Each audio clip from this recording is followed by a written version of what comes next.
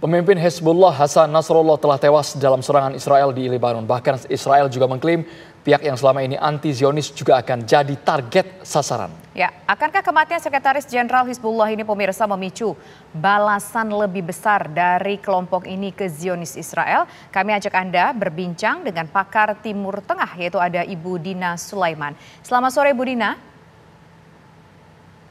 Selamat sore Mbak Tisa, Mas Andro. Ya, Bu Dina, kematian Sekretaris Jenderal Hizbullah ini Hasan Nasrallah menjadi sebuah tanda tanya. Apakah ini memang tampaknya Israel ini sudah menyusupi seperti apa pergerakan Hizbullah di sana sampai mungkin bisa mengetahui seperti apa lokasi persisnya para pemimpin-pemimpin petinggi Hizbullah ini?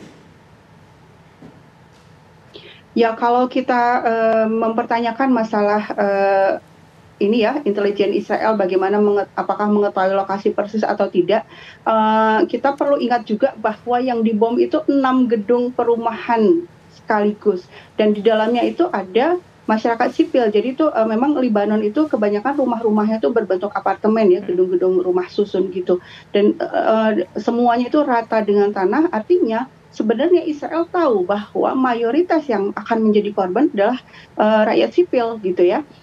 Ini jelas melanggar hukum internasional. Kalau perang ya seharusnya upayakan agar collateral damage-nya sesedikit mungkin. Itu yang pertama. Dan yang kedua, ini yang dilakukan oleh Israel ini mengebom permukiman sipil itu kan sudah dilakukan selama setahun terakhir ini ya di Gaza. Dan sekarang berlanjut dilakukan oleh Israel di Lebanon, sehingga pertanyaan yang perlu kita kemukakan kepada dunia internasional, kepada komunitas internasional, sampai kapan Israel dibiarkan sedemikian bebas membombardir perumahan-perumahan sipil di Timur Tengah. Tapi seperti ini Bu Dina, kalau memang mereka menyerang secara acak, ini kan jelas targetnya adalah pimpinan, posisi yang sangat strategis di Hizbullah. Apakah setelah kematian Hasan Nasrallah ini akan mengganggu stabilitas kemudian penyusunan strategi dari Hizbullah untuk menyerang balik Zionis Israel? Kalau kita bicara tentang Hizbullahnya, ini sebenarnya kan organisasi yang didirikan sejak 1982 dengan tujuan khusus untuk mengusir Israel dari tanah air mereka. Karena sejak 1978 itu Israel sudah menduduki Lebanon Selatan, kemudian berlanjut juga di tahun 82 itu juga kembali dimasifkan pendudukannya di Lebanon ya, bukan cuma di Lebanon Selatan, bahkan juga di Beirut. Nah, Hizbullah itu berdiri memang khusus untuk mengusir penjajah ini dari tanah air mereka, dan akhirnya berhasil di tahun 2000 itu Israel angkat kaki dari Lebanon Selatan, tapi masih ada wilayahnya yaitu Sheba Farm yang masih diduduki oleh Israel. Dan dari 2000 sampai sekarang itu memang masih terus terjadi serangan sporadis dari dua pihak ini, dari Hizbullah ke Israel, dari Israel ke Hizbullah. Artinya sebagai organisasi dia memang sudah menyiapkan diri untuk perang berkepanjangan sampai targetnya adalah rezim Zionisnya tumbang dan Palestina merdeka, kan gitu ya. Artinya segala sesuatunya menurut saya pasti sudah diantisipasi, termasuk juga suksesi ya, seandainya pimpinan tertingginya sampai gugur, apa yang harus dilakukan, siapa yang menggantikan.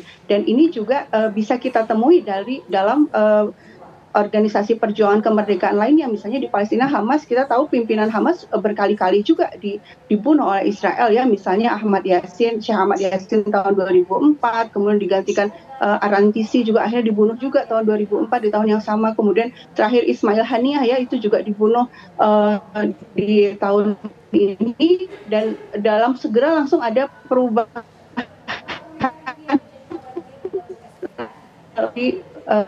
tunjuk pemimpin baru yaitu Yahya Sinwar. Hizbullah sebagai organisasi punya mekanisme suksesi.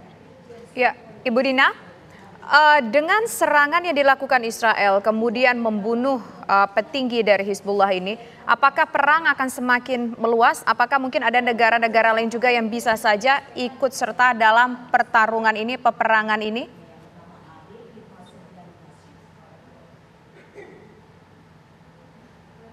Halo Ibu Dina?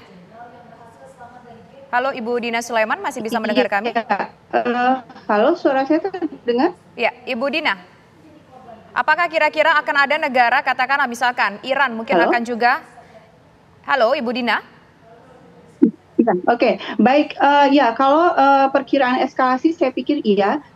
Buktinya hari ini itu sudah ada rudal yang sampai ke Bandara Ben Gurion ya, dikirim dari Yaman oleh Ansarullah Yaman. Dan kemudian juga segera setelah dipastikan ada konfirmasi bahwa Said Hasan Nasrullah gugur dalam serangan bom Israel itu.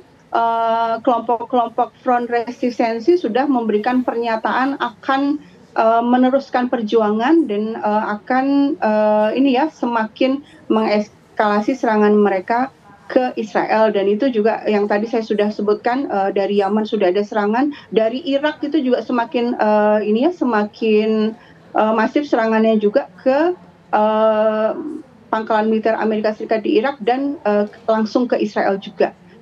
Kita lihat juga bagaimana Suriah juga sudah menyatakan akan terus membantu. Dari Iran juga sudah ada pernyataan juga pernyataan kecaman keras dan akan terus bersama poros resistensi. Terima kasih Bu Dina Sulaiman sudah bergabung bersama dengan TV One.